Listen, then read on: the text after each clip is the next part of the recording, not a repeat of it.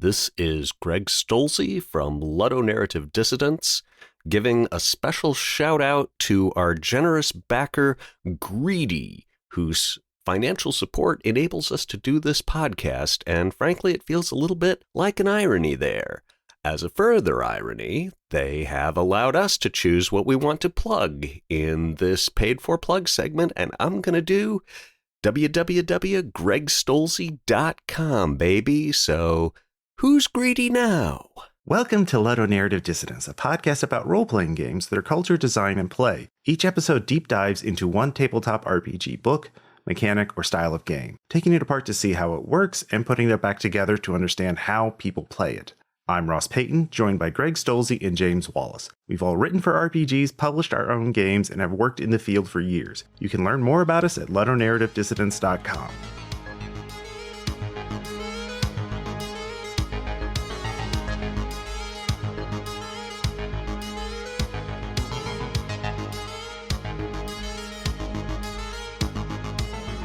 Hello, and welcome to Ludonarrative Dissidents.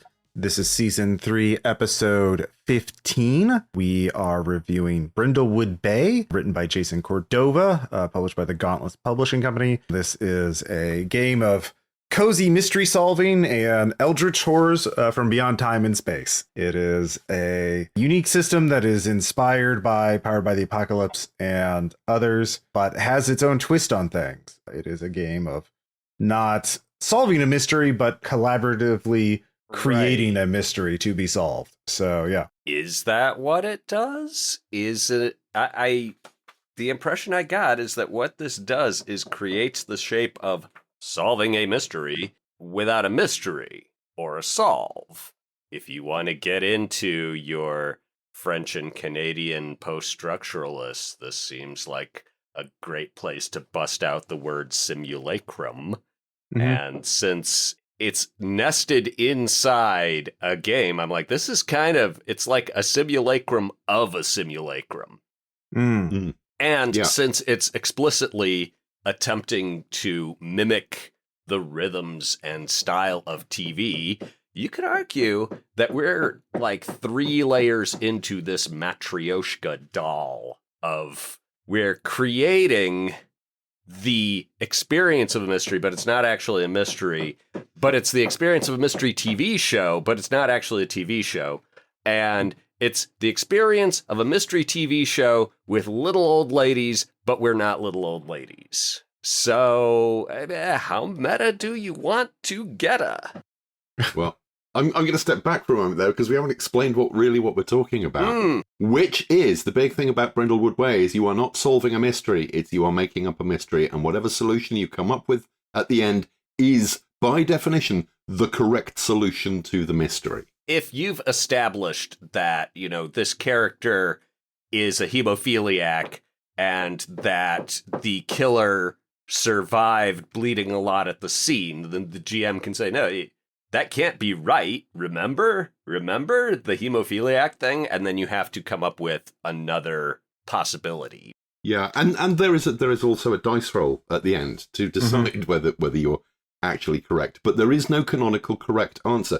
This is not like most murder mysteries, where you're putting the clues together to essentially solve a pre-existing puzzle. You are not peeling an artichoke, or for you plebs, an onion, to get through the various layers to the center, the solution at the center. I'm just a simple man here, Jim. I don't know nothing about no artichokes. You're a simple meta man, Greg. Meta. I'm just a simple Iowa post-structuralist, James. I mean, I was thinking of it as it is a game about telling a story about solving a mystery rather than actually solving a mystery. And if you go in thinking, this is going to be great, I'm going to follow trails of evidence, it's like, no, you're making up trails of evidence, pretty much. Or you're making up the links between them, or you as the player. Because it's a post-Powered by the Apocalypse, or I think particularly it's a post-Blades in the Dark game, it relies a great deal on player input and player, not so much world building, but the players are allowed at intervals and at places to create what's going on. It is not all in the hands of the GM as it would be in a traditional role-playing game. Yeah, I think one thing that would be helpful is the introductory paragraph on page 4. Brindlewood Bay is a role-playing game about a group of elderly women, members of the local Murder Mavens mystery book club, who find themselves solving actual mysteries in their quaint New England town. They become aware of a dark occult conspiracy and connecting to murders, and will eventually have to defeat that dark conspiracy to save their community. It's directly inspired by the television show Murder, She Wrote, but also takes inspiration from the cosmic horror genre, cozy crime dramas, and American TV shows from the 70s to the 90s. And in terms of game mechanics, I think, powered by the apocalypse, but it's also based on a system that Jason Cordova originally wrote in The Between, which is a Victorian crime-solving game, or crime-themed game, I guess we could say. It's not really, Right. I compare this with something like God's Teeth, or the stuff that I've written for Delta Green, where it's an actual mystery. You follow the actual trail of clues. There's an actual solution. And the sensation you get when you put that together, if I, the adventure designer, have done my job right, you feel really smart and or really horrified when you put it all together. Can I do spoilers for God's Teeth a little bit? Yeah, sure. Listener, be aware. Please skip ahead to 7 minutes and 2 seconds. In God's Teeth, you, the Delta Green investigators, eventually figure out that, oh yeah, cultists have infiltrated law enforcement in order to gain greater access to unaccompanied, unparented children. They are treating, was it ICE as basically their personal molestation puppy mill. And when you figure that out, when you put that together, it's this revelation of horror, and you go, oh God, we're gonna have to do so many murders, dudes. And, the adventure gives you catharsis. Whereas this, you're not navigating the maze. Have you ever done that thing as a GM where, you've thrown a bunch of stuff at the players, and they start theorizing, and you just go, when they get to like the third thing they've talked about, you're like, yeah, that's it. You figured it out. You figured out my master plan. This feels a little bit like the third guess is right with more steps. Mm-hmm. And on one shoulder, I've got an angel saying, this is a really good way for people who are interested in character and inhabiting the role of a detective without having to actually expend the mental calories to solve a damn mystery. Mm-hmm. Now, this is a good way to simulate Magnum P.I., but with the cast of Golden Girls. Or Columbo, or literally Murder, She Wrote, yeah. Well, or Thomas Ligotti's Murder, She Wrote. Yeah, there we go, yeah. He did write an episode of The X-Files that was unmade, but yeah. But there's this devil on my other shoulder, and all he says is, oh, welcome to Everybody Gets a Trophy Day. Oh, yes. Role-playing games where there's winners and losers, as we well know. Now, for the record, I have not played Brindlewood Bay or run it, but what? I have Russ, run... that can't be right. No, I've run Public Access, which was the next game published by the Gauntlet, which uses the same system as Brindlewood Bay, but is themed after analog horror. It's about a public access TV station in a small town in Arizona that disappears. And you must have jumped on that like a cat on a catnip patch. Yeah. It's like you're finding haunted VHS tapes to find out the mystery of this missing TV station. James, what's the British colloquialism that's the equivalent to like a dog on a dropped ham? Pretty much something like that. Yeah. Yeah. Only it's a spotted dick or something. Yeah. Blood pudding. Yeah. It's too late at night for me to begin wondering about these things. Okay. The most interesting thing about this game, as you mentioned, is the character building aspect of it, because this is I agree with your assessment that it is sort of like how to feel like a detective without having to like do puzzle solving, right? But there are challenges in the game, and that's about like getting to the end without your character being retired, which is saying, being knocked out of the action. So there are challenges. There are characters you can lose your character. It's not entirely a storytelling thing where there's you gotta burn through a big book of matches to lose your character. Yeah, these are not stories which, there are moments where they impinge on the safety or the domesticity of the characters, but this is not a game where your character is expected to go up against the threats in any kind of direct way. The final act is not you pulling out whatever weaponry you've got and going in there at dead of night thinking, well, one of them, or it's either them or us, is going to come out of it at the end, and frankly, it looks like 50-50. It's Murder, She Wrote, because there's going to be a next episode, and you're going to be in the next episode, because that's the way episodic TV works. Mm-hmm. It's also not a set of mechanics where, roll double ones, your brain is now a gas.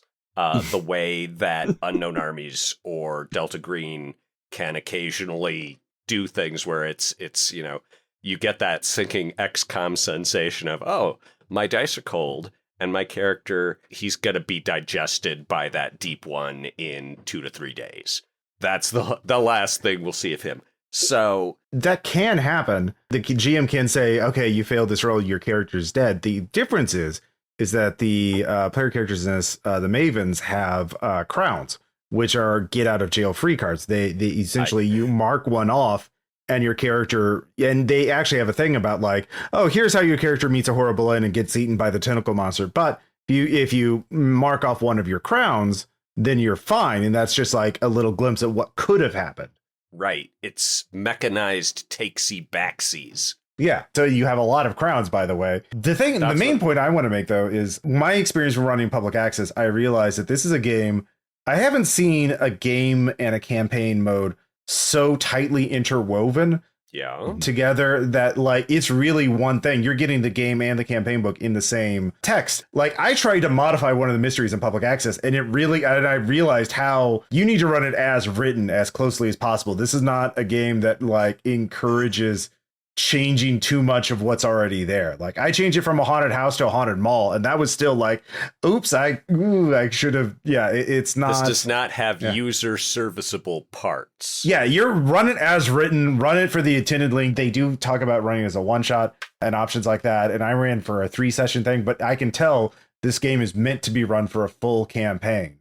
And it really, more so than other games that we've seen, than maybe say like Pendragon, that like, it really does. You do lose something by not having the full experience, because everything is building towards that final mystery, and it's built in there from the ground up. Yeah, that's the Vince Baker DNA in this, right? Because going back to Dogs in the Vineyard, there was a part in there. It's like, it was either Dogs or it was Apocalypse World, where it's like the first several sessions will be okay.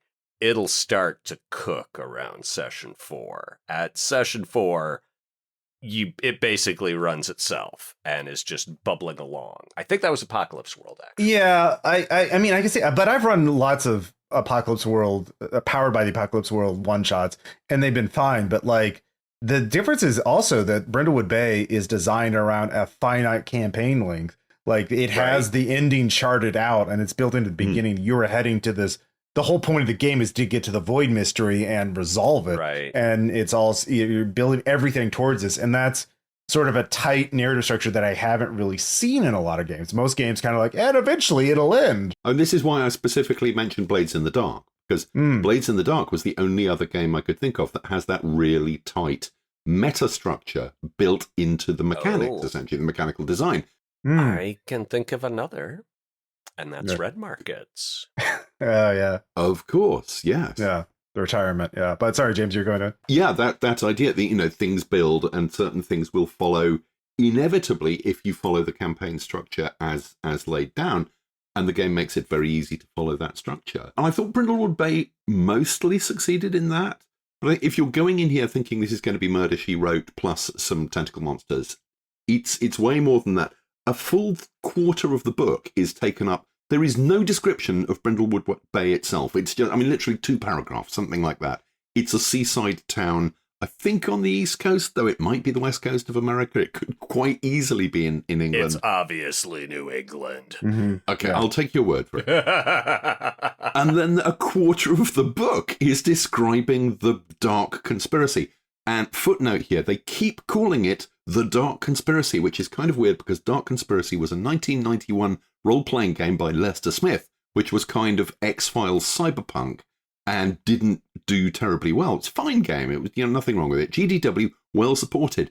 They keep calling their conspiracy Dark Conspiracy. And every time I see it, it's just like, wait, it's the start of a sentence. You say, it's capital D on the, why is the, cognitive dissonance. Everything is kind of left up to the player's imagination, the GM's imagination, except suddenly we discover that Edna Beveridge, who's, runs the post office, is set down in stone as being the Dark Mistress of Shadows. And I'm making up these names. These are not actual ones.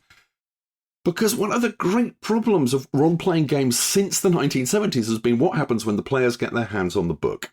Because they inevitably will. They want to, they want their own copies. PDFs float around the web. They probably shouldn't, but they do. And they read this stuff and it's go, oh my God, Edna Beveridge is the Dark Mistress of Shadows. That spoils everything. Why specify that? Why lay all that out in such meticulous detail when everything else is done? This is part of the structure. This is how it will evolve. At this point, they could say, at this point, you get this kind of a threat, this level of threat, and it needs to be able to do the following plot-based things.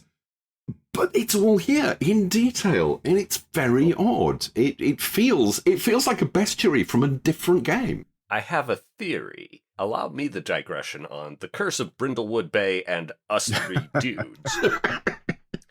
When we first scheduled, okay, we're gonna do Brindlewood Bay. Here's the files. Read the files. We're gonna talk on this date. And just as we're getting to that date, it's like, guys, literally that evening, we've realized we'd read the first edition instead of the most recent edition. So then we're like, we'll reschedule. And we reschedule, and we read the new edition, and we get to that date, and we're like, okay, we're going to record Brindlewood Bay, and James's Wi-Fi goes kerflooey. That's an Americanism. That means a bad thing happened. I'm familiar with kerflooey. So then today, we finally get it. We're finally recording it. But if you hear a rattling or some ominous thuds in the background, that's the roofers, because the roofers came today because the weather was good. And yeah, I think I'll be able to get those out. They're Producer Ross is on the job, but this does mean I'll leave one in so you can all hear it, just so you know. This is what Greg wants you to think those noises are. Really, he's recording this while hiding a body. Yeah, it's true. It's called multitasking, James. We're used to it. It's just this time it's surprisingly noisy. Yeah. So, to return from my digression, we've read the first edition and we've read this edition, and my guess is they added all that stuff in because people wanted it. The first edition was just like, okay, 38 pages.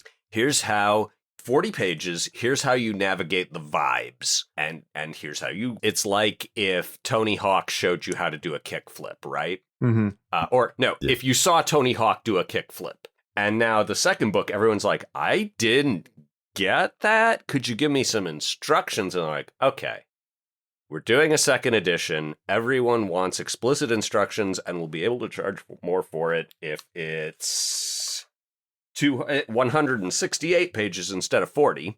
Let's give the people what they want. Let's make it more like a monster manual and say, okay, here's, if you're looking for a creepy servitor, here's how you can roll. Did either of you guys roll up a random servitor? No. Nope. Mine was a bear covered in feathers. I'm not making this up. I randomly rolled an owl bear, except that its chest cavity can open like a cabinet, and it makes everything around it unbearably hot. It's the thing, but an owl bear, yeah. It's with its own toaster oven. That's amazing. Owl bear's bad if you haven't seen owl bear toaster oven. I do want to say in public access, the next game that they published with this system, they do describe the town in more detail. So I think But yeah, 100% the core mechanics in the original version are unchanged from this updated Kickstarter edition, which just adds a lot more GM advice and 6 different versions of the dark conspiracy, including that sci-fi one, which I find pretty like an AI singularity technological cult, which is topical. You can't see it because this is an audio medium, but I just made a little sneering face. It was too close to home. All right. Yeah. Well, it wasn't very attractive. Can I jump in with my other problem with the with detailing all of this stuff in such incredible depth, which is the players now go in with expectations. Because I've played this one. I've also played Rosewood Abbey, which is another carved in Brindlewood, I think they call it. It's using essentially the Brindlewood SRD, if such a thing exists, to create another murder mystery game. Rosewood Abbey doesn't have that, or it kind of does because it's the name of the rose. It's that medieval mysteries specifically in a large place of worship, an abbey or a monastery. By, we should say, in the interest of full disclosure, friend of the podcast and my occasional GM, Callum from Les Rôlistes. Zut alors! It's got the supernatural stuff going on in that one implicitly because it's part of the medieval religious setting. This one, we went in going, well, it's Murder, She Wrote with tentacles. We played one episode, and it turned out the villains were, the whole thing was a war between 2 different tribes of fish people. And we were just straight into the Lovecraft stuff. Mm-hmm. And I think that's a problem. Lovecraft is so omnipresent within gaming, just as it's a genre all of its own within gaming, or a genre that you can just paste onto any other genre. And there's very, very few genres that haven't been touched by it. But here we go, James. Cthulhu Mythos is the garlic of gaming. Or, alternately, Cthulhu Mythos is the cilantro of gaming, in that it gets put on everything, and people who don't like it are constantly saying, why the hell is there mythos on this salad? It was a perfectly good salad before you messed it up with shuggoths. Mm-hmm. Yeah, exactly my point. And we went straight for the Lovecraft tropes. And it's not, I don't think the game ever explicitly says it's H.P. Lovecraft, you should do Lovecraft. But it's very much post-Lovecraft cultists and conspiracies and trying to summon the great old gods or beings that will destroy or at least do some damage to the earth. Mm-hmm. And just a sense of having been there before. And yes, one's been there in Murder, She Wrote, but one hasn't been within Murder, She Wrote. You've watched Murder, She Wrote. I just feel I've done Cthulhu. I've seen Cthulhu in so many games, in so many guises. And we had fun. We had a lot of fun working out that they, or kind of piecing evidence together and going, what if it was two different warring fish people tribes? The reason it wound up that way is because you made it that way. It's true. This is Empire Strikes Back stuff was, there's nothing in that cave that you don't take in with you. The reason it turned into Dueling Deep Ones is because you were a bunch of gamers. But if the GM is then trying to build this kind of unrolling plot based around a coven of cultists or whatever it was, and we did just play it as a one-shot, we've talked about maybe doing a second session, we had fun, we're happy to go back. We've already kind of gone, there's weird things in the earth, there are things man was not meant to know, they're all out there. There's going to be no sense of kind of revealing that and the great unknown. I don't know. I don't think it's a solvable problem. I'm not saying it's necessary, it's a mistake. I think it is just, it's something implicit when you bring those tropes together within a game. To me, that feels like saying, it's not like the car is broken because it got driven into a ditch. Or it's not, the car didn't end up in the ditch necessarily because it was broken. It may have been driven there by players who went to the easy Lovecraft tropes because they were at the top of their mental drawer, and the GM who didn't pace things out and say, let's push this more in the Jessica Fletcher direction, which the game really does. Okay, let me talk about what I liked. Can I talk about what I liked? Well, I do want to mention one sort of unrelated observation, but about the game structure overall is one sort of bit of ludonarrative dissonance I found in the game is that, in the opening paragraph, it specifically calls out Murder, She Wrote as an inspiration for it. And these 70s to 90s TV cop shows and detective shows. And yet this is actually structurally not like that at all, because it's structurally like the prestige TV series that we see these days, because it's one season where everything is connected. Because like during this game, during the campaign mode, you're supposed to be working on several mysteries at once, like no more than 3. And you're supposed to have this rolling thing. I liked 3 mysteries is enough, dude. Yeah. Don't introduce any. Once they got 3, that's. Yeah. I but like that. It doesn't lot. have that Columbo feel of like, here's the murderer.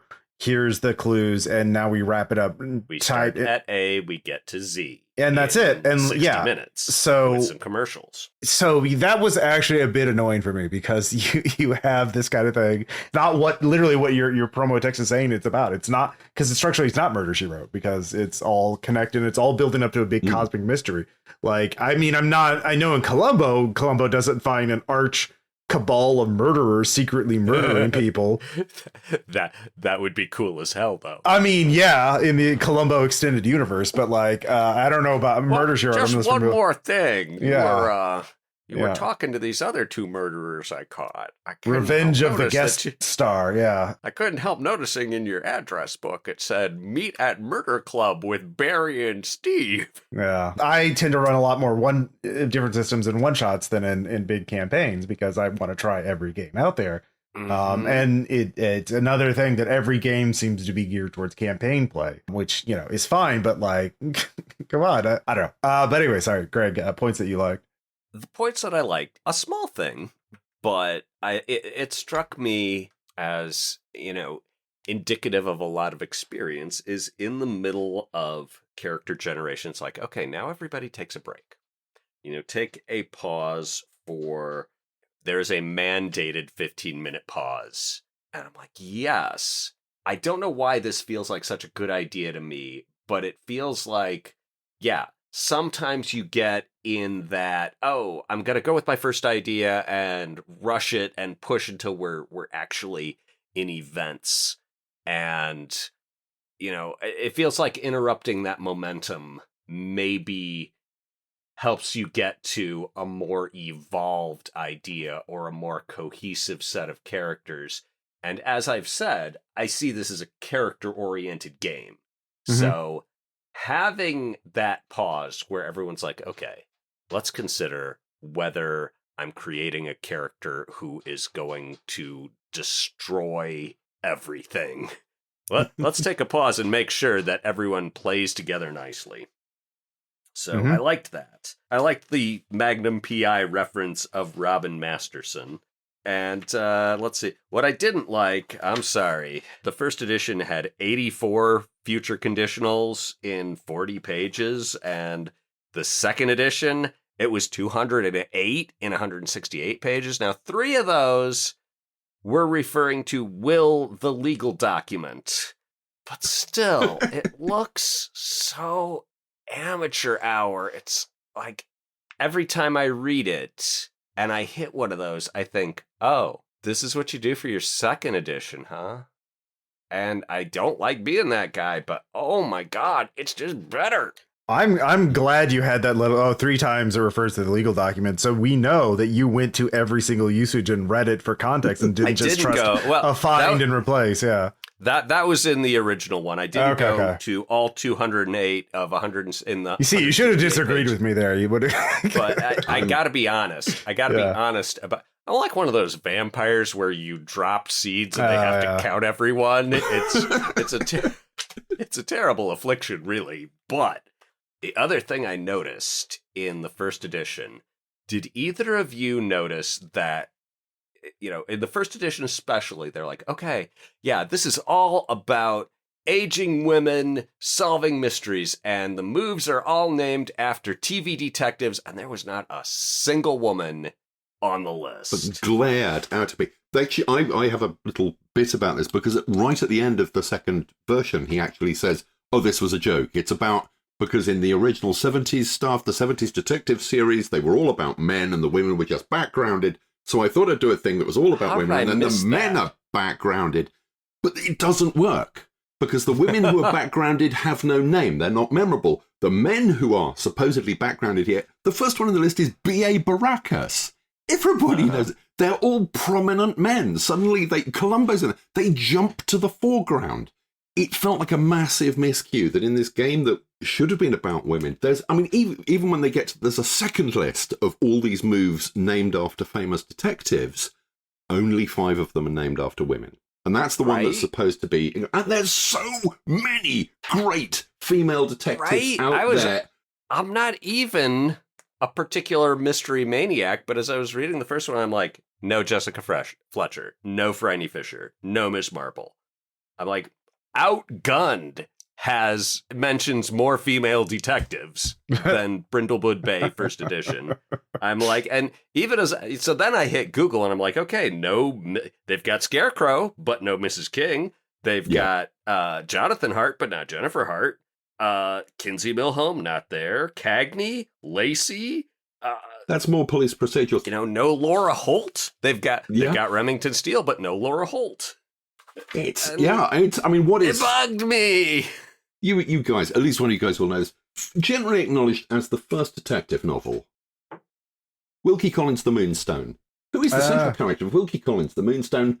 Rachel Verinder. She's literally, she's the detective. She's the one who works it. Me, when I hear first mystery, I think of Murders in the Rue Morgue, but it wasn't a full novel. Yeah, But we can both be right for once. We can. We usually are. It's our podcast. We can do whatever we want. Yeah. But it felt like a miscue. It felt like a misfired joke. Mm-hmm. And I freely admit there was the first edition of Baron Munchausen, my game from 1998. The Baron is sexist and racist the whole way through because he's writing this in 1798. And that's part of the joke. Mm-hmm. And it was aimed at gamers, and I didn't think anyone was going to buy it. Comes around to the second edition, and people are going, I didn't like this. It's like, okay, and so that stuff came out, and it is not in the third edition. Don't explain your jokes. If they're not working, explaining them does not make them funny, and certainly does not make them work in context. Change it. Just change it. I think I'll come back to this towards the end. I think I have advice for young Jason when it comes to working on the next edition of this thing. And one of the is, for God's sake, man, that joke. Yeah. Is it the future conditional, James? That comes in there. But it's not clear the first time you come across this stuff that it's a joke. It just comes off as a massive miscue. Just change that, please. Please. It undermines what you're working towards about this being a game about, there are no other role-playing games about postmenopausal women. There aren't specifically about that. I mean, maybe there's a tiny small press thing I've not come across, or 2 or 3, but there's actually a growing wave of, this is what The Substance was about. Women, who, by the standards of contemporary culture, certainly the way it's portrayed, have aged out or are aging out. There is a wave of these fantastic character actors doing media about this, and role-playing games feels like it's running to catch up, and this could have been really great and just misfired on this point. We cannot rule out that there's a GURPS supplement somewhere about this, but other than that, GURPS, menopause, and mystery. It might, maybe, we can't, who knows how many there are? No one, not even Steve Jackson. We don't have the time to go through the full list of GURPS titles. Literally, we've got lives to live. Let me search through itch.io, see what's come. No, I'm not going to do that. What comes up when you type meta? How many stars are in the sky? Like, that's how many itch games there are. Yeah. Into itch. I'll do it if you're scared. I'm doing it right now. I'm pulling up the chat. Yep, I'm doing it. There are three titles on itch.io that have menopause in the name. There is gender inclusive and sex positive clinician training on menopause. Sure. There is a game called Hot Flash, which looks like a fuck yeah. It's text only, I think. These are both video games. They are digital rather than visual novel and play in browser. Yeah. to digress, I mean, if you look at Ginger Snaps, and that's sort of this tiny subgenre of, oh, werewolfism makes a great metaphor for menstruation, then, okay, what happens to Ginger and these sort of menstrual werewolves when they get menopause? Do they just become, normal old ladies and be like, ooh, whew, I will trade waking up naked in the brambles covered with blood for a hot flash or two any day of the week. It's great. This is awesome. Love it. 10 out of 10.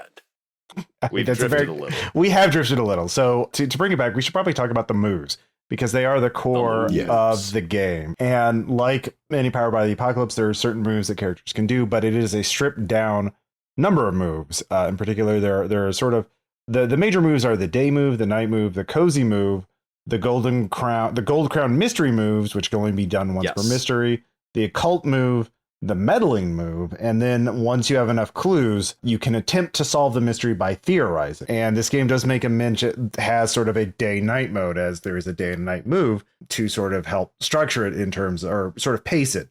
You start out in the day, you start getting clues, and then things, as the game goes on, turns to night, where things become more dangerous, but you can gain additional clues. The whole point of the game is where are you going to go, who are you going to talk to start accumulating clues. And like, the main focus is like, what do you want to do? Yeah. Part of it is you get a choice, but it's a choice that maybe doesn't feel like it matters, because you could play this while checking social media, because it's like, wherever I go, I'm going to find a clue. Whoever I talk to, a clue's going to turn up if I roll well, or not turn up if I roll badly. So I can just, I'm like, have we invented a game where you don't need a player? Well, no, because the players have to, it's about players have to emote. Yeah, well, it's it would make sense to their character, because, well, there's things like the cozy move, where you can heal yourself. When you were talking about the crowns and how, that's a takesy-backsy, I'm like, the other thing that protects your character is that the GM is explicitly told, oh, yeah, if you want to make things rough for the character and show that things are going bad, just stick any old condition on them. And the way you get rid of conditions is with the cozy move, where you go back to your cozy place and you perform some cozy activity. And this makes perfect sense for this game as a character-oriented exercise with a particular tone. Because, if you've gone too far off into the dark end of the tone, the mechanics reward you for going back to the other end, the warm, humanist end of the spectrum.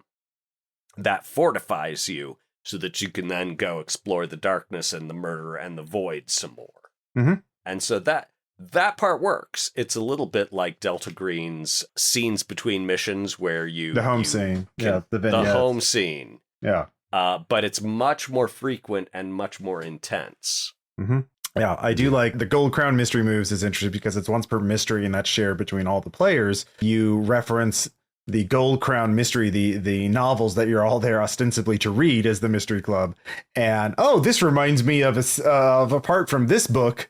It always has to be you have to come up with the title of the book, and then the problem or situation the character in the book found herself that is similar to what you're experiencing now. Oh, I know. In this book, she made a plaster cast of the footprints, and like, here's how we do that. And now we can get the footprint of the murderer, automatically get a 12 plus on a single relevant roll, or state a fact about the current situation the keeper must incorporate. So you get that gimme once per game. But there's also, which I find, again, sort of emphasizing the role playing and sort of the. Are you really stuck? Okay, this is a game that rewards Risk Legacy or Pandemic Legacy. One of those games had an envelope in it where it's like, okay, if you're really screwed, if you have met these conditions of being fully behind the 8 ball, then and only then unseal this envelope.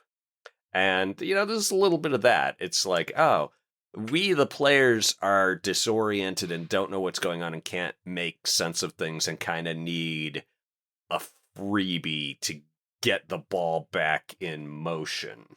It's like, okay, well, this reminds me of the mystery of the golden elixir when she was knocked out and woke up in the BDSM club. And and you could just get a free clue. It kind of emphasizes, like, aside from role playing and like figuring out inhabiting this role as this maven who's older woman solving mysteries, there's also the improvised storytelling aspect of the game, which is sort of the major thing. So if you like that, like coming up with like, oh, what's this mystery novel and what's the situation they could apply to this situation on the fly, I would love that. Yeah, exactly. So that's the kind of game this is for.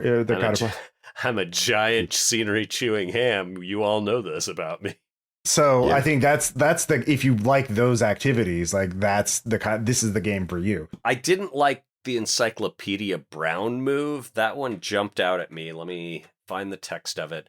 Once per mystery, you can introduce a piece of real-world trivia about something in a scene. That trivia is a clue. And I'm like, I see what you're going for, and that is a very Encyclopedia Brown thing. But man, players are already distracted enough without combing their phones for trivia to introduce about stuff. And if I'm GM, I don't want to have to cope with, well, there's a shark in this, and one of my players has this move and says, did you know that the species of sharks are older than the star system, the Pleiades? And I have to make that a clue somehow. Thanks a lot. Yeah, that's true. I can see it being a great move for a certain type of player who maybe have ADHD and have facts leaping into their mind at the slightest prompt. But you're right then. Then throwing that to the GM, it's, go, make this fit. Here's a jigsaw piece. It appears to be from a completely different jigsaw. Make it fit. Well, if you have if you have a train guy in your playing group, boy, there's gonna be a lot of train murders. Like, oh boy, you got killed on a train again, huh? Cool, yeah, this is new. Well, now, which train was it? What's the wheel configuration? What was the gauge? Logo? Yeah, we need to know. Yeah, this is central. Well, if he was thrown off at this instant, at this speed, between these two stations, then clearly, yeah. I do like the occult move, though, which is, it's not a core move in the sense that day and night moves you're constantly going to be making, so same with the meddling and the cozy move, but the occult move is when you engage in any activity related to the supernatural occult for the first time, because you make the roll, and if you get a 10 or better, you attempt to summon like a homunculus, I think is the example in the book, and you want him to do a task for you. If you make a 10, then that's how it works. That'll work that's now a new move all the Mavens can use for the rest of the game, and your roll stands. On a 7 through 9, you mark the Crown of the Void, which are basically, for your character, you only have so many. One step closer to removal. Yeah, there are only 5 of those, and when you get to the 5th one, your character's retired, and so it's a very risky move to do. And on a miss, see here, it's not something the Mavens can ever do, and you also mark the Crown of the Void, so it's something you only want to do if you're willing to take a great risk, because you also have Crowns of the Queen, which are flashbacks about your own character's life. And you can mark those also as a way to save your character, but it says specifically the Crown of the Void, and you only have 5 of those, whereas you have 1, 2, 3, 4, 5, 6, 7 of Crowns of the Queen. I like that this is sort of there, but it's definitely not something you're necessarily even ever going to use. I'm thinking about the chesty bear now, right? The chesty owl bear that makes the oven bear. And I'm like, okay, if my players came out, oh, yeah, we want to be able to summon our own oven bears, and suddenly they can just do that, I'm like, this changes the game's tone in a meaningful way. If there are suddenly, we're in danger, quick. It adds a move, which doesn't mean it's necessarily going to mean a success. It means create the GM has to write option. Yeah, so they still have to roll a 10 or better every time they attempt to summon oven bear, but like on a 7 through 9 they get a condition because they get mauled by the bear or scared by it or something like that. Yeah, so it's still risky. Can you smell what the oven bear's cooking? Yeah, there you go. I'm gonna need some oven degreaser for this one. Oh boy, yeah. Can one of you guys explain to me complexity 6 to 8 and where that came from? Each mystery is rated from 6 to 8 and its complexity. I maybe missed what those numbers refer to. I'm like, why is it just not 1, 2, 3 or easy, medium, hard, or Well, those are the number of clues I believe you need in order to resolve it. So, like, all right, I guess that makes sense. That makes much more sense. I just missed it. So, let's look at theorize. Yeah, so operator error. Well, let's look at the theorize move because that's the core of the game, right? When the Mavens have a freewheeling open discussion about the solution to a mystery, they've gathered a number of clues equal to at least half of the mystery's complexity, rounded up, and reach a consensus. Roll plus the number of clues incorporated in the mystery. So 3 or 4. So roll plus the number of clues they've minus the mystery's complexity. So like if it's complexity 6 and you've gotten 3 clues, you would actually be rolling at a -3. So you need at least 6 in order to get a straight up roll. Sorry, James. Yeah, and there are certain things that can happen later on that will affect the complexity rating of the adventure as you're going along.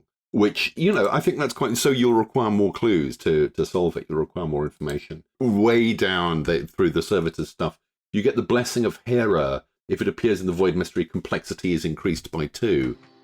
I quite like that. I mean, my problem with the moves generally is they feel... And it's my problem with Powered by the Apocalypse moves generally. They feel over-mechanical for the tone of what is, on its surface, a very narrative game. A game very much about creating a narrative tone and maintaining that and fitting within it. And I've always... I personally am not a huge fan. That's because you're an English major type. No, I think it's because I'm an old school gamer and I'm used to just let me roll against a skill. Damn it. Right. What do I need to roll? Roll. I hit it. I didn't hit it. Right. The bug you've identified is the feature that everyone loves about Powered by the Apocalypse is it explicitly tells the GM how to manage this, and the GM doesn't have to roll dice. But at the same time, it requires more thought or conversation about the mechanics, which, for me, pull me out of the story. I mean, thinking back to the adventure that we had, I remember literally nothing about, there was a fair amount of dice rolling. I don't retain that. I'm there for the story. I'm there for the characters. I'm there for the incidents. I'm there from flirting with the sexy fisherman guy, who 20 years my junior, who, my character's junior, who, of course, turns out to be in league with the fish people. Of course. Yeah, they guarantee bountiful harvests. And anyway, I mean, that was great. I'm sure I rolled a bunch of... Yeah, there was a huge incident where I couldn't tell you any of the moves that happened, but I remember at the time feeling, this is taking a long time to get through this sequence, which on the TV would be 30 seconds. I mean, that's the distinction between a game emulating a TV show and a TV show. It's also all these the Apocalypse moves, the moves. I'm going to search the house. That's in, depending on, is that day? Then it's a day move. And you would use, I don't know, probably reason. Or is it meddling? Yeah, well, exactly. And you can use any of your abilities. There are 5 attributes: vitality, composure, reason, presence, and sensitivity. And maybe if it's a haunted house, you'd use sensitivity instead of reason. So the GM has to kind of interpret what the player says and fit an ability into a move and tell them what to roll. Roll presence, and okay, I'll tell you what happens based on that. That's how it's supposed to work, and that requires the GM to sort of do an interpretation every single move. And yeah, this is common to every Apocalypse game out there. There are no roll to just take up some time. Yeah. Roll because I don't know what happens. And Delta Green, it's always the search skill, which you would roll regardless whether it's night or day, and maybe there's a penalty onto it, and there's no thinking. It's more mechanically right. Yeah. Because that's more of a simulation and less of a vibes builder. Yeah. I do like the experience system, though, which is also prominently featured on the character sheet. You mark, in the middle column of your sheet, you have end of session, and there's questions. And the first one's always check marked, and that's permanently on the character sheet. Did the murder maven solve a mystery? And you pick 2 others, and they're questions like, did you dote on somebody? Did you share your wisdom with a young person? And then at the end of the session, you get a check mark on your experience thing for every question you answered with a yes. And then at the beginning of the new session, you can pick 2 different set questions. Once you get to 5, you get to advance 1. I like that because it encourages you to go roleplay. You in character. Well, yeah, it encourages you to roleplay, to go out of your way to go share your wisdom with that young person. Let's have a scene where I'm just telling this young, heartbroken person how to get over a breakup. well, back in 1977, there was a boy in my class named Barney, and I thought he hung the moon. Yep. Yeah, so that's a really good game system to encourage like the kind of role playing you want to see in the game. Yeah. I mean, experience systems are really where you can sort of hold the treat up and, be like, okay, you will get this delicious piece of bacon if you perform the trick that the mechanics want you to perform. And, in D&D, that's always been, if you kill enough monsters, you get the tasty XP, which will make you able to kill more monsters. I always like the earlier D&D thing, which was not killing monsters. Well, in addition to killing monsters, it was wasting your gold in taverns in between sessions. Like you brought 2,000 gold back to the village, and all right, mark off 2,000 gold. You get 2,000 experience for that because you wasted it all on ale and gambling and all that, carousing. And now you gotta go and get some more gold. I always like that. You invested in something called elf coin, and the next morning it was all gone. Yep, it was a sure thing.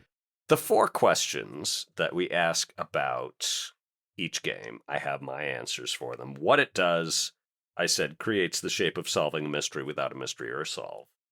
How it does that, and I said, the third guess is right with more steps. Who plays it and how? My guess is, I said, powered by the Apocalypse fans who love Jessica Fletcher, but I would say someone who wants a experience of occult mystery that is more where character is privileged more than plot. And occult mysteries are typically very plot forward and have been since Call of Cthulhu. So this is, and I'm like, why that way? Why do people play this instead of Call of Cthulhu, which has, a collection of adventures easily as long as my arm? Way longer. Unless your arms have stretched recently. Way longer. I mean, so many adventures now. Yeah. What I would say, I'm like, so, okay, why, if you want to do this, why don't you just run Call of Cthulhu and have the restriction that, all your characters have to be women over the age of 60. Well, because you can't get one shot in this game. You're not going to critically fail an alertness check and get eaten by the Shoggoth in the first 10 minutes, Because it's not simulationist. Also, I'd say, I'm like, the game is structured this way because it's unbelievably more convenient for the GM and scenario writer because you don't have to build the actual maze of clues to a coherent, you don't have to have a series of hard-edged, locked down, discrete clues that the players through their characters must interpret. There's no hidden objective truth. Instead, I'm like, this is like the difference between how hard it is to build a working car and draw a picture of a car. It is difficult to overstate how much easier it is to write a mystery for this than it is to design a Call of Cthulhu scenario. Yeah. And, the mysteries in this could be a page. And try doing that with Delta Green. Yeah. And ultimately, the players do the work, and doing the work is fun. I thoroughly enjoyed, putting the clues together and go, but what if there was another tribe of deep men? Right. I think it's really interesting that it took us 27 years to go from roll to see if you find the clue in Call of Cthulhu. It started in 1980. Up to, if you look for a clue, then you find it, which is Gumshoe, which 2007, that took 27 years. And now we're up to, basically, if you say you find a clue, or you say then you're right, or you're most likely Tell me right. Tell me about the clue you found. Yes. Very, but there's an element to it. I mean, the meddling move, I think there's elements of roll to find a clue in there. Again, it felt to me slightly like a step backwards in some way. It's still entertaining, but I don't think it's necessarily a great leap forward. But I think you're absolutely right. The coziness of it, the removal of threat to the player characters. If you want you to be sure your player characters are going to survive to the end of the adventure, You know, if you put some work into it, you could probably find a way to get one-shotted in this game. But you are going to have to really. I mean, it's literally impossible because you can always use a crown, like until you get the get out of jail freeze. Which are kind of like fate points, but not quite. Well, there's a fixed amount of them. You can only ever get 11 shotted at worst. Yeah, exactly. So the day move and the night move are to do something risky or face something you fear. So that's just sort of like maneuvering, dealing with obstacles that the GM throws your way, like getting around the policeman to get inside the house to search it. The meddling move is the finding clues thing. We should mention like what clues are, because the mysteries are written in like 2 to 6 pages. They're very brief and they're outlines of moments, suspects, scenes, locations, and the clues are just bullet points. Like in the first one, Dad overboard, the clues start with a blood-soaked rug.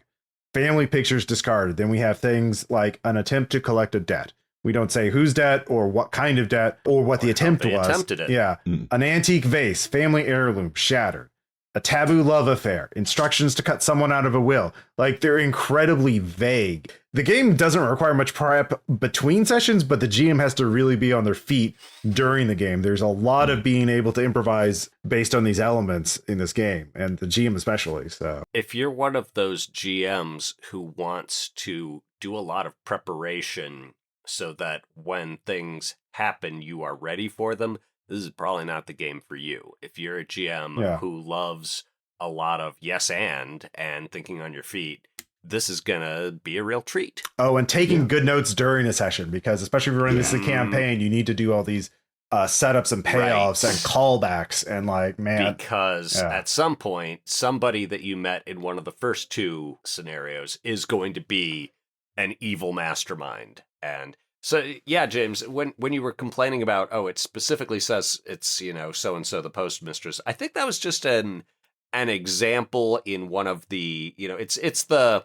There's 6 frameworks you can have. If you're doing this framework, then it's the postmistress. If you're doing this framework, it's this other person. If you're doing this one... And you can always make up your own framework. You're not set to those. Or you can make up your own framework and characters. I have to admit, I read a few pages of that, and then I just skipped all the way through it. Yeah, they're just examples. Like they okay. There's an awful lot of quite detailed. We should talk about the Dark Conspiracy sort of campaign meta structure, because there are we talked about clues, but we should talk about void clues. Void clues. Yeah.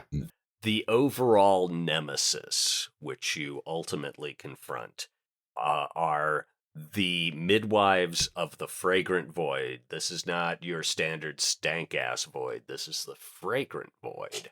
In each mystery, if you're really cooking, if your dice are hot, instead of just a regular clue to the, this is the standard human scale mystery where someone talked about his will too much and got. In the background, you will find this is the weird clue. This is the meta plot of the void clue. And, your standard human scale mystery may or may not tie into the midwives, but as you amass void clues, you are inevitably drawing their attention and taking these steps closer to confronting them as they attempt to, summon the beast from the sea or whatever. Mm-hmm. The thing I like about them is they add an escalation of stakes because there's a worksheet for the GM to handle the 2-page thing, and there's layers. And so you unlock the first layer when you get the first void clue. And there's things the GM has to do to write notes about what do you think the midwives are trying to summon? What will it do when this monster is summoned?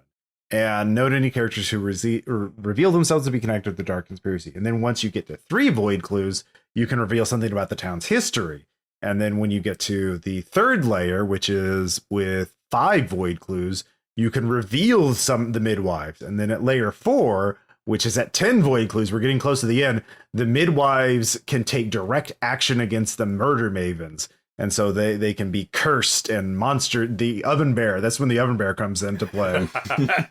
And once you get to 15 void clues, that's when it's time to wrap up the campaign. We get to the void mystery, and you have to deal with that and save at least Brindlewood Bay, if not the world, from this horrific thing that they're trying to summon.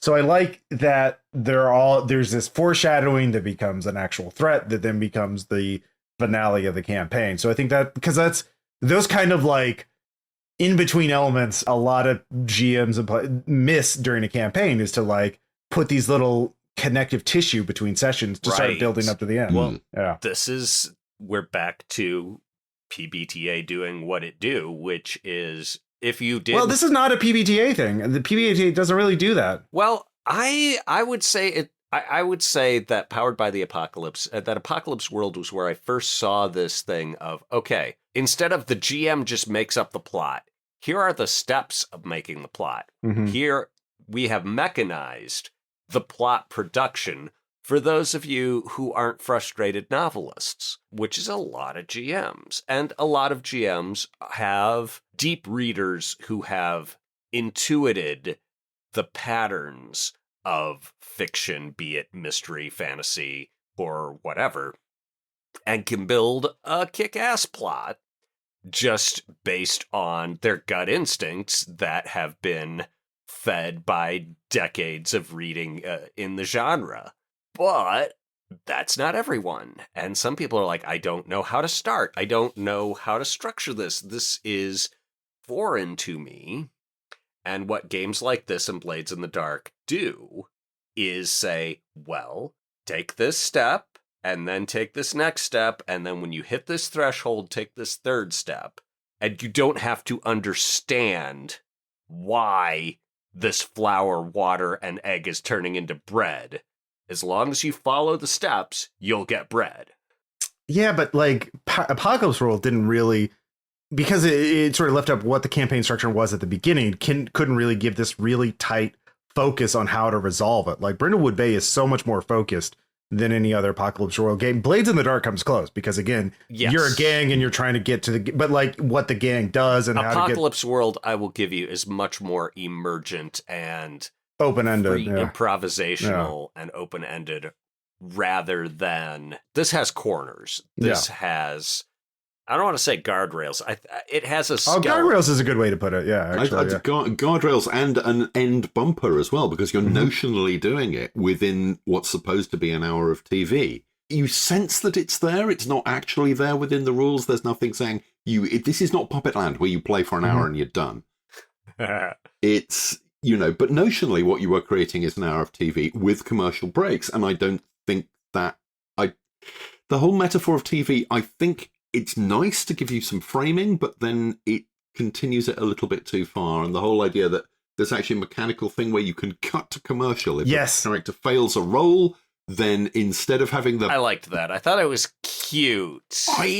A few years ago, 25 years ago, I was working on a game. It was one of my two follow-ups to Baron Munchausen, neither of which ever came out. One of which was a murder mystery called You Done It, which I should mention, this is a digression, actually, because I'm wonderful to talk about the other game. You Done It was a murder mystery, a very simple, what I was trying to do was after-dinner role-playing games where you could role-playing games that you could play in an hour or less. You Done It is, everyone gets a character, and on your character sheet, which is like a third of a sheet of paper, they're not big at all, are what you know about the other characters involved in this mystery, which is always a murder mystery. Someone has died. What you're trying to do is you will reveal a piece of evidence, and then there's, like the Munchausen bidding mechanic, you can bid against other players, usually the one you've just accused of being seen in the location or having a motive or having the means or, the weapon or whatever it is. You bid against them to either prove or disprove that piece of evidence. And if it's proven, then it becomes factual and can be used by anyone as part of their case. And then at some point, one player goes, I have enough evidence, j'accuse. And you nip to a kind of a trial thing where a player presents all their evidence that they have accumulated through the course of the game. Then the other players vote on whether they think it's convincing enough for that player to be guilty. And it didn't really work. The first bit works brilliantly. I mean, people in fits of laughter, getting really quite het up about being accused of being the murderer. It was great. the victory conditions of having to basically make up the murder and then vote on it. Okay, maybe I should have just gone for a dice roll or something. But I was reading Brindlewood Bay, I was reading all of that and going, oh, you just make up the solution and you roll to see if it's right? It can work. It did not work for me on You've But the thing I was talking about was the other game I was working on, which was, at the time, it was called Get Your Trousers On, You're Nicked, which was a game of... I remember you talking about this. It's a game of... 70s British cop shows. Well, and American cop shows as well, but specifically, Get Your Trousers On, You're Nicked is the opening line of The Sweeney, which is the canonical 1970s British cop show. And it nicked in the sense of you were under arrest, not in the sense of you have had a small chunk taken out, which is why I changed the title later. Anyway... But that is a game that's explicitly based on an hour of TV, and you're putting it together, and there are commercial breaks built into the structure there. And it's like, oh, this is great. This is part of the format.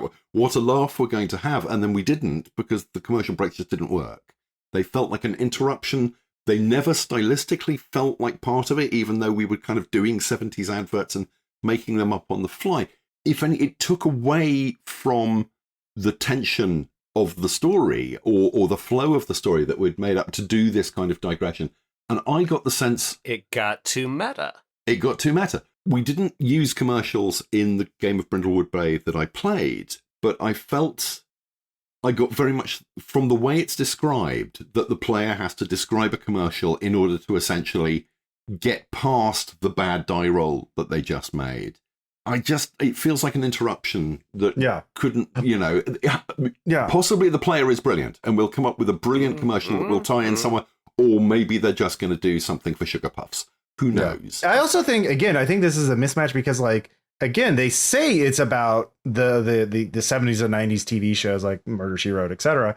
But, like, again, structurally, this is the streaming prestige show. This is the Netflix or Apple TV. Like, I've been watching Severance season 1, and like this reminds me more of Severance than Murder, She Wrote or Columbo in a lot of ways, because again, you have multiple plots that are slow mysteries that are being unraveled over multiple episodes, and you have characters going in different locations and solving things, and these, like, they start building relationships with each other and sort of building on that all over episodes. So I feel like if you were trying to emulate Murder, She Wrote, you would wrap it up every single session, a neat bow, and that, like, it just doesn't feel like it. Yeah. I mean, the individual mysteries get wrapped up. Eventually, but like, you introduce a new mystery until you get to 3, and you only introduce a new mystery once you resolve one. So you can, like, when I played, when I ran public access, we got I got 3 mysteries in before or 2 or 3 mysteries, and we only resolved some of them. Because again, you just have to keep introducing more stuff in order to keep the game flowing. Piling fuel on the fire. Yeah. The commercial move. I mean, that's also an easy thing to house rule out. Like, that's. Oh, yeah. So at least it has that. It's a very neatly excisable game element. But I will say, with the exception of that, I mean, we mentioned the first edition is barely 40 pages. I think it's actually 38 pages, and the first 5 of those have very little, have essentially no game content on them at all. And then this one is 168. Yeah. Most of that new stuff, I've already said, a chunk of it is the mystery, the void mystery. But an awful lot of it is it's advice to the keeper. It's interesting. Another footnote. They use the word keeper, which is the word is the word from Call of Cthulhu. It's the word that Call of Cthulhu uses for a GM. For the most part, this advice is great. That I have a sense, I'm a jaded old man. A sense I've been here, I've done that. No, this stuff is really good. The keeper principles right at the start. Play to find out what happens. Make the world and everyone in it seem real. Be a fan of the murder mavens. That's really important. Be a fan of the player characters. Sometimes disclaim decision making. Keep it cozy. Yes, absolutely. Keep it in genre. Make the nighttime dangerous. Yes, I didn't say when we were discussing it how much I really liked the difference between daytime and nighttime. I thought that was brilliant.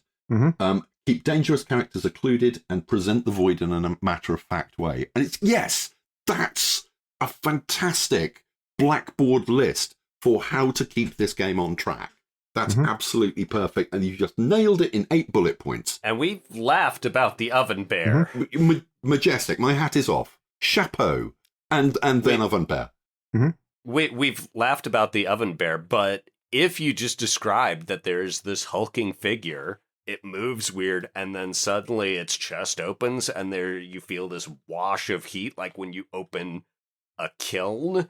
Yeah, I'd run. Yeah. Yeah.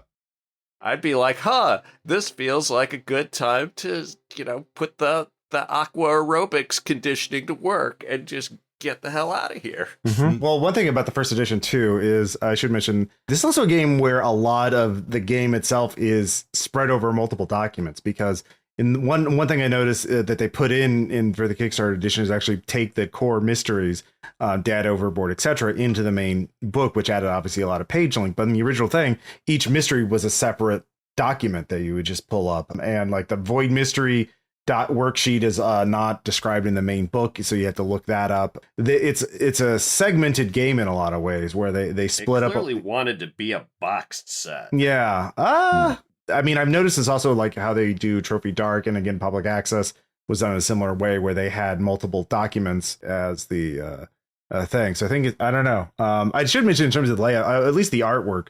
The actual look of the book. There's some lovely, I guess, watercolor or the illustrations of the Mavens, the chapter head art. And pencil and wash, I think. Yeah. It's very nice. Very, very atmospheric. Like consistent. Yeah, like the one for it's a on little 102. Cartoony, but yeah. I really like the monster on page 102 as the Mavens are looking at this thing rising out of the ocean. Any thoughts on the graphic design? I have some very minor quibbles, but it's by an old friend of mine, Harold Eckmuller, who does good work, and so I'm not going to say a word against it. Okay. People have different ideas on how to do this stuff. I'm happy to go with his judgment on this stuff. Fair enough. I stayed in his flat in Vienna for a few days on one occasion. We'll take a drink. James knows something. There's been a lack of drinking in this episode. Yeah. Had to get one in there. Speak for yourself, man. Yeah.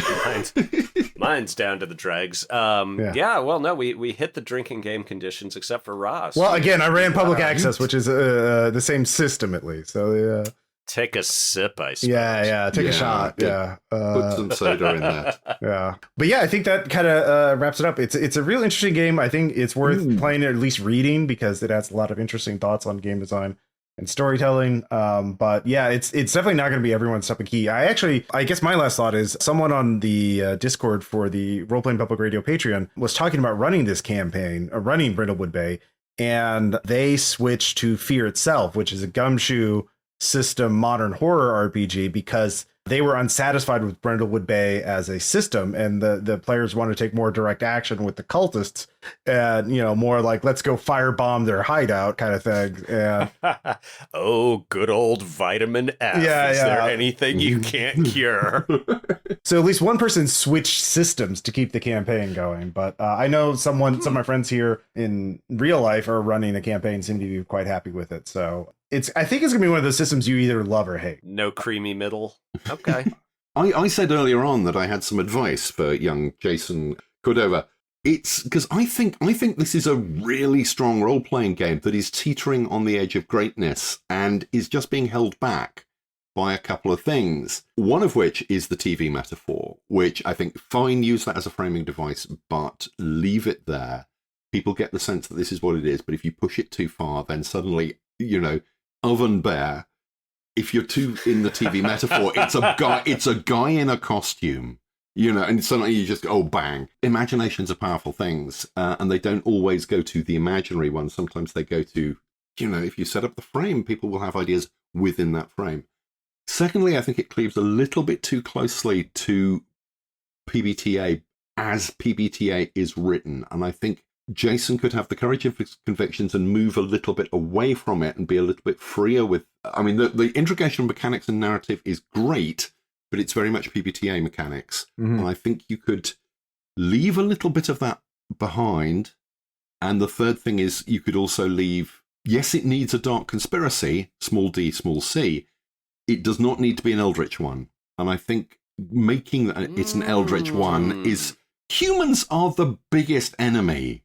Humans are the big, what's the actual threat to this planet? It's human beings. Make it an evil corporation. Make it, it's the villains of so many 80s and 90s movies. Property developers, pollutants, just somebody who wants to take over, or relatives, or a long-running... There's so much potential in there. Just look at the actual, TV series from the 90s that weren't the X-Files. there's an awful lot that you could do here. And I think that would broaden its scope and simultaneously make it more interesting because groups like mine are not going to rush straight to It's Fishman. I think there's huge potential here, and I think this could be a breakout game if it's so close. It's so close to being that. If it became more itself? Yeah, I think, I mean, I don't know Jason at all. I don't know anything about him. Yeah, let's not make guesses about his internal state. I would say, I mean, what works for me creatively is put it down for a year. I mean, literally a year. Just don't think about this game. Come back to it, look at it again and go, I see it now. Mm-hmm. Look at it with fresh eyes. Understand, because you know, if you've taken something like this through 2 or 3 editions, you will be too close to it to have any kind of objectivity. Yeah. Fair. I have talked to Jason. He ran a 2-part trophy dart game for RPPR, and he's an excellent GM. I don't know if he's going to be a Gen Con, but if he is, I'll get him a drink. So please do. Is he annoyingly young? I get the sense he's annoyingly young compared to us. Everyone is. I think he's in his late 30s. That's annoying. Wow. No, I mean that's how old I was when I read Jason. So yeah, I'll give him a pass on that. It would be interesting. I have to reread Public Access to see what kind of, because that came after Brindlewood Bay. I want to know like what subtle mechanical differences there are between the two games. I feel like there are some, but I'd have to look, because my impression in Public Access is that it was even more intertwined, the story and the mysteries and the game rules than Brindlewood Bay. And I don't know if they were working on another game in the same system. I don't know what they're working on right now, so that would be interesting. They might just be tired. They might have said what they have to say. Well, there is also a supplement for it called Nephews in Peril, and I haven't looked at that, but that might have be adding some new rules and mysteries to address some of the concerns that we've had. So if you've read that book, let us know in the comments or on our Discord. We have a Discord that we'll link to in our show notes for this episode. But yeah, I think that wraps up this. So in our next episode, we're actually going to be going to a different kind of community. This is a supplement, Red Market's Trabajo, which is a supplement I wrote based on the playtest campaign for Red Market's first edition that Caleb played in. It is a slaughterhouse and railroad yard turned enclave in the base of the Rocky Mountain. And so that'll be a fun little thing to see. It's a town supplement for Red Markets. Like, instead of generating your own enclave, here's a pre-made enclave with job lines and characters. Yeah. Instead of coming up with all this incredibly depressing stuff on your own, just borrow some depression from Ross. Yeah. It's great. It's happy time. Yeah. Artisanal curated depression. Yeah. There we go. That's something to look forward to. But yeah, thank you again to all our backers and all our listeners out there. And our episodes are also being mirrored on YouTube right now. So if you prefer, people like listening stuff on YouTube, so it's there. That you will, so. If our listener count had another 0 on the end, we would make so much money from Oven Bear t-shirts. That's true, yeah. That would be the merch. That's a real thing. That's a real call to action. If you're an artist, please draw us an Oven Bear. Post in our Discord or tag us on social media. We want to see some Oven Bears. All right. Thank you all so much for listening. We'll talk to you later. Bye. Bye.